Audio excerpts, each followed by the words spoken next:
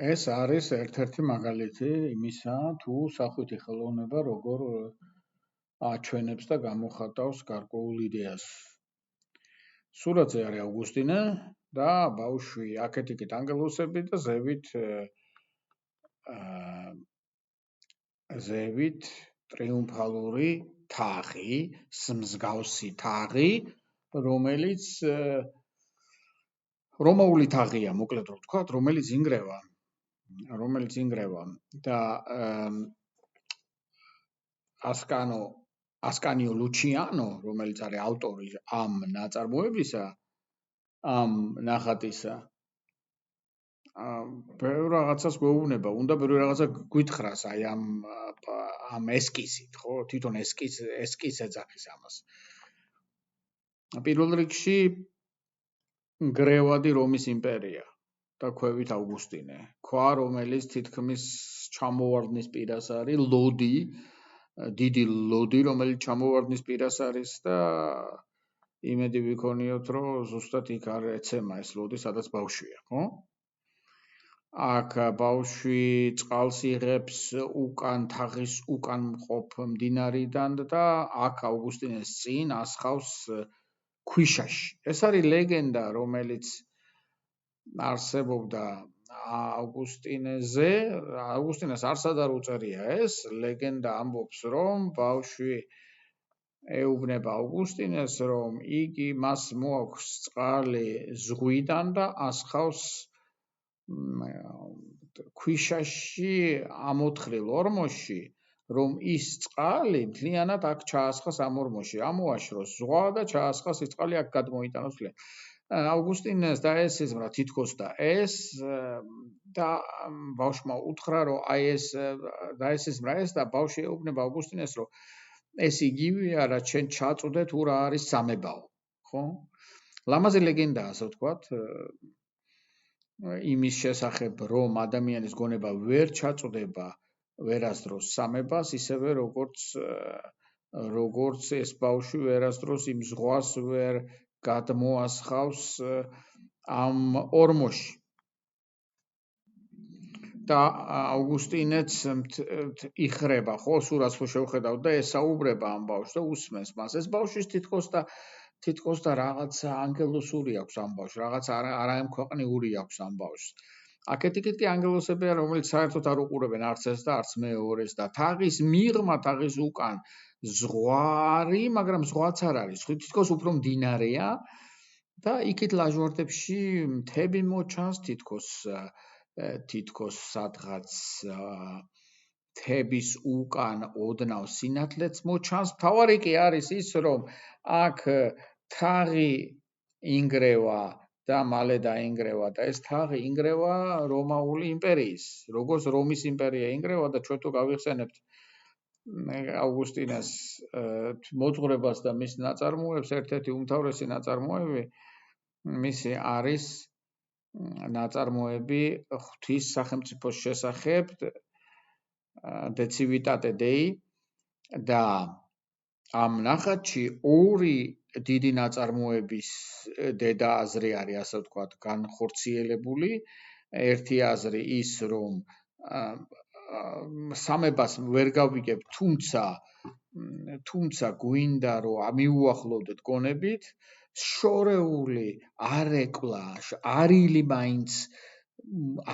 მაინც ვიხილოთ სადმე სამებისა, რასაც ავგუსტინე აკეთებს თავის დიდ ნაწარმოებში სამების შესახებ და მეორე ნაწარმოები ღვთის სახელმწიფოს შესახებ, იქ ავგუსტინე ხსნის თუ რა არის ისტორიის საზრისი და ის ხსნის ამას რომის იმპერიის ნგრევის მაგალითზე.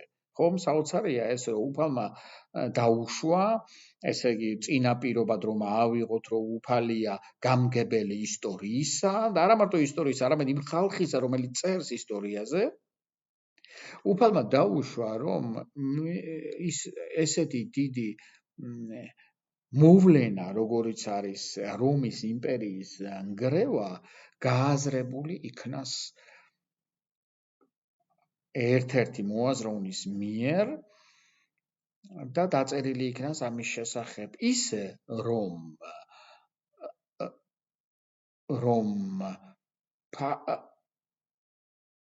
ამ ნაწარმოების ნიადაგზე ისტორია გახდეს საგანი ფილოსოფიისა. ანუ ჩვენ ისტორიის ფილოსოფიის საწყისებთან გვაქვს ახლა საქმე, როდესაც აი ამ ნაწარმოებში შევდივართ.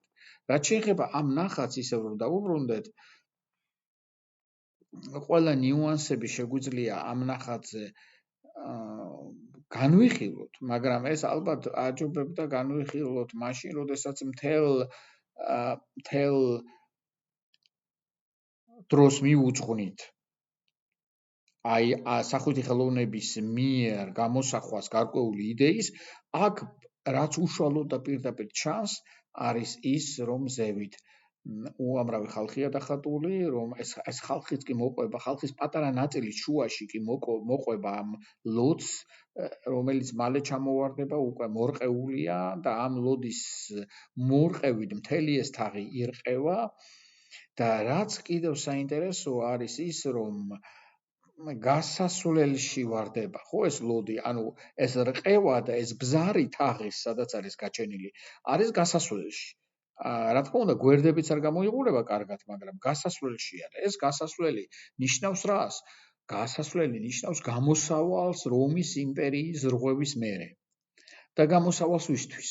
მოსახლეობისთვის, და ამ გამოსავალზე ფიქრობს მოაზროვნე ხალხი რომის იმპერიისა, მათ შორის ქრისტიანებიც. რომის იმპერიის მოაზროვნეები ისედაც აბრალებენ ქრისტიანებს, იმას რომ მათ მიუძღვით წვლილი იმაში, რომ რომის იმპერია ირღვევა. საინტერესო ის არის, რომ რომის იმპერიის მოაზროვნენი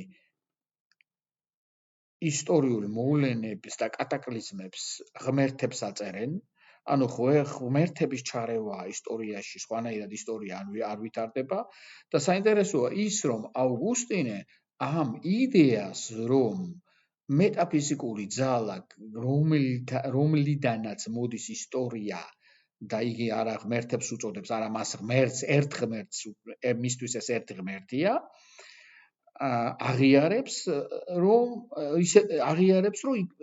მას შეუძლია ჩარევა. ანუ ჩარევის ისტორიაში ჩარევის ხდომილება ისევე როგორც რომაელი მოაზროვნეებისთვის, ასევე ავგუსტინესთვის არის უეჭველი. ხო, ამაზე საუბარი არ მიდის, რომ ისტორიაში ერევა ღმერთი. იმათი სახით,